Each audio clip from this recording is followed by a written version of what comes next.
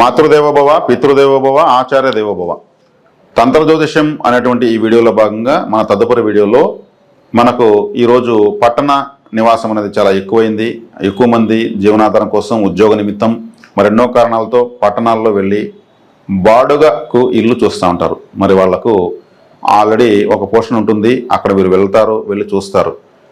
అంతకుముందు ఎవరో నివాసం ఉండి, కాపురం ఉండి అక్కడ ఖాళీ చేసి వెళ్ళుంటారు. మరి ఆ ఇల్లు మీకు నచ్చుతుంది. మరి నేను తీసుకోవచ్చా, తీసుకోకూడదా? మరి తీసుకుంటే ఆ ఇల్లు ఎలా ఉండాలి? చీకటిగా ఉంది, నేను తీసుకోవచ్చా? మరి బాగానే ఉన్నా కానీ, లైటింగ్ ఉన్నా కానీ ఎందుకో తిరుగుతూ ఉంటే ఇబ్బందిగా ఉంది, మైండ్ సరిలేదు, బయట వస్తే బాగుంది అనుకుంటా కొన్ని ఇండ్లు ఉంటాయి. అదేవిధంగా ఎక్కువ విండోస్ ఉండడం, ఎక్కువ లైట్లను ఆపేసిన ఎక్కువ కాంతి ఉంటుంది. మరి ఆ కాంతే కాస్త ఇబ్బందికరంగా ఉంటుంది. అటువంటి ఇల్లు తీసుకోవచ్చా? మరి దీనికి తీసుకున్న తర్వాత నుంచి మాకు ఆ ఇంట్లో బాగుండాలంటే ఏం చేయాలి, మేము ఆ ఇంట్లోకి వెళ్ళి మొదలుకొని ఎటువంటి విధి విధానాలు పాటించాలి అనేటువంటి సందేహాలకు ఈ వీడియోలో వివరణ ఇవ్వడం జరుగుతుంది. ఇప్పుడు మనము వెళ్ళి ఒక పోర్షన్ చూస్తే అంతకుముందు కొంతమంది ఎవరో ఒక 5 సంవత్సరాలు 4 సంవత్సరాలు ఎన్నో సమ్ డేస్ ఉండేసి ఖాళీ చేసి వెళ్ళుంటారు. వాళ్ళకేదో ఖాళీ చేయాల్సిన అవసరం వచ్చి ఉంటుంది.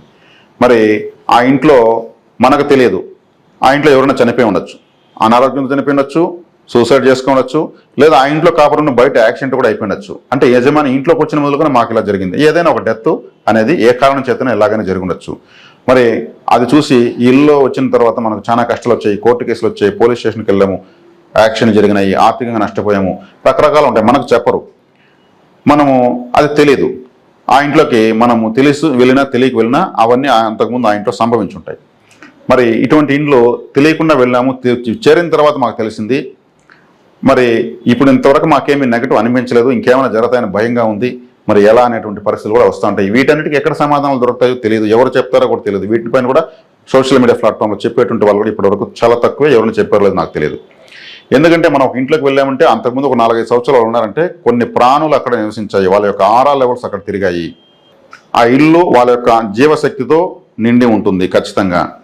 ఈవిడ ఒక గొప్ప కోటీశ్వరుడు కారు అమ్ముతున్నాడంటే కొత్త కారు కన్నా ఎక్కువ రేటు పెట్టి కొంటారు ఆ కార్ని. ఎందుకంటే అతని యొక్క ప్రాణశక్తి ఆ కారులో ఉంటుంది. ఆ కారు యొక్క ఆరా లెవెల్లో ఆ మిలీనీర్ యొక్క ఆరా లెవెల్ ఉంటుంది. అది తీసుకుంటే అతని యొక్క సంపత్కరమైనటువంటి జీవన విధానం వీళ్ళకి కంటిన్యూ అవుతుంది. ఇది రియల్. అందుకే వేలంపాట్లో గొప్ప వాళ్ళ వస్తువులు వేలం వేస్తారు, అవి కోట్లకు కొంటారు.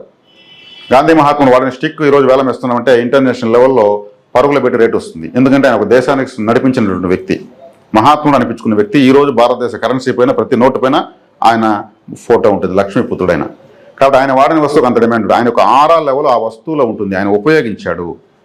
ఒక గురూజీ, ఒక పీఠాధిపతి, ఒక స్వామీజీ, ఒక మహర్షి సజీవ సమాధి అయిన తర్వాత ఆయన వాడిన చెప్పులు, ఆయన వాడిన బట్టలు, ఆయన వాడిన కర్ర అని అక్కడ పెడతారు, వాటి దండం పెట్టుకుంటారు. దాంట్లోంచి జీవశక్తి ఉంటుంది. అలాగే మీరు చేరుతున్నటువంటి ఇంటిలో అంతకుముందు ఉన్న వాళ్ళ యొక్క జీవశక్తి ఆ ఇంట్లో ఖచ్చితంగా ఉంటుంది. ఆ ఇంట్లో ఎవరైనా సూసైడ్ చేసుకుంటే ఎక్కడైతే తనకు ప్రాణం పోయిందో ఆ ప్రదేశాన్ని పదే ఆ ఆత్మ వచ్చి సందర్శిస్తుంది. ఇక్కడే కదా మనం చనిపోయాము అనేసి ఆ ఆత్మ తపన అక్కడికి వస్తూ ఉంటుంది.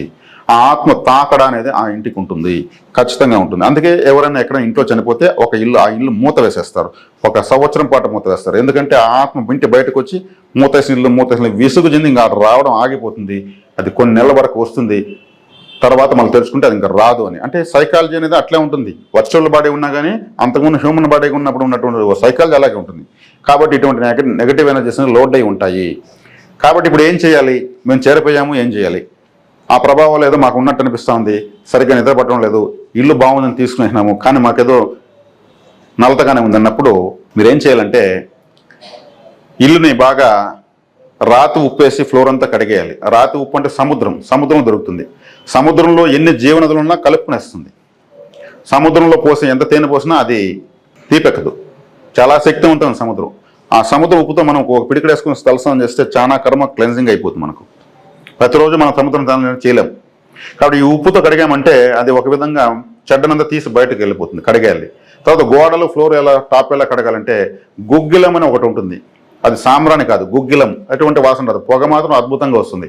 ఈ గుగ్గిలం అనేటువంటి దాన్ని, అదేవిధంగా నవగ్రహ సాంబ్రాణి, 9 రకాల సాంబ్రాణి మనకు దొరుకుతుంది. ఈ 9 రకాల సాంబ్రాణి తీసుకొని ఈ గుగ్గిలం అన్ని కలిపి పొగ వేసి ప్రతి రూమ్లో దట్టంగా పట్టించేయాలి. పట్టించేసి అన్ని కిటికీలు మూసేసి దట్టంగా పొగబెట్టి కిటికీలని తెరిచేసి ఫ్యాన్లన్నీ వేసేయాలి. 5లో రెగ్యులేటర్ 5లో పెట్టాలి. ఈ పొగ మొత్తము ఇంటి చుట్టూ ఇల్లంతా కూడా తిరుగుతుంది. ఎప్పుడైతే ఈ గుగ్గిలం ఇలా వేస్తామో ఇంట్లో ఉన్నటువంటి చీకటి శక్తులు లేదంటే ఇటువంటి మనం చెప్పుకున్న రహస్యమైనటువంటి ఎనర్జీ, నెగటివ్ ఎనర్జీ లెవెల్స్ అంతా కూడా ఆ పొగతో కలిసి బయట వెళ్ళిపోతాయి. అందుకే చిన్నపిల్లలకు ఏదైనా కింకా పడి ఉంటే ఏ ఓవెన్ పోరు వేసుకున్నా ఏడ్చినా అప్పుడు గుగ్గిలం బట్టి వాళ్ళకు ఒళ్ళంతా ఇలా పెట్టేవాళ్ళు. ఎందుకంటే వాళ్ళకు సహస్రం ఓపెన్లో ఉంటుంది, ప్రతి ఒక్కదాన్ని రిసీవ్ చేసుకునేస్తారు. సహస్రం ఓపెన్ ఉంటుంది కాబట్టి పాజిటివ్ నెగిటివ్ని ఫాస్ట్గా రిసీవ్ చేసుకునేస్తారు. నెగిటివ్ వచ్చినప్పుడు ఓవెన్ పోరు పెట్టుకుంటారు. అలాగే ఇంట్లో ఉన్నటువంటి దుర్శక్తి బయటకు వెళ్ళాలంటే కూడా గుగ్గిలము అత్యద్భుతమైనటువంటి పరిష్కార మూలిక. ఈ నవగ్రహ సాంబ్రాణి అనేటువంటిది కూడా న్యాచురల్గా దొరికేటువంటి మట్టి రాళ్ళు, అవి సువాసనలు వస్తాయి. 9 రకాల సాంబ్రాణి అంటే అద్భుతంగా ఉంటుంది.